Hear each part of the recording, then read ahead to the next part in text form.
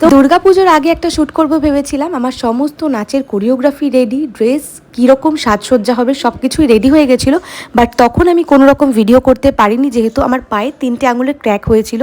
আমার পায়ের আঙুলে ক্র্যাক হয়েছে এই 1.5 মাস মতন হয়েছে, বাট আমার রেস্ট্রিকশন ছিল 3 মাস সেভাবে পায়ে কোনো প্রেশার দেওয়া যাবে না। আজ যে ডান্স শ্যুটটা করছি সেটারও কিন্তু কোনো রকম প্ল্যান ছিল না, তবুও আমি গতকাল রাতেই হঠাৎ করে প্ল্যান করলাম যে না, আমাকে একটা নাচের ভিডিও আপলোড করতেই হবে কালী পুজোর আগে। তবে আমার পায়ের প্লাস্টার কাটা হয়েছে এখনও ঠিক করে 2 মাসও হয়নি। আমি আজকে ভিডিওটা আপলোড করলাম, জানি না এরপরে আমার পায়ের কি পরিস্থিতি হবে, তবে আমার ভেতর থেকে খুব ইচ্ছা করছিল, সেই জন্য নাচের ভিডিও শ্যুটটা করেই ফেললাম। Makeup and dress up complete করার পর এই হচ্ছে আমার ফুল লুক। তো হাতটাকে একটু লাল করতে হবে, তার জন্য অল্প একটু সিঁদুর নিয়ে হাতে রাব করে নিচ্ছিলাম।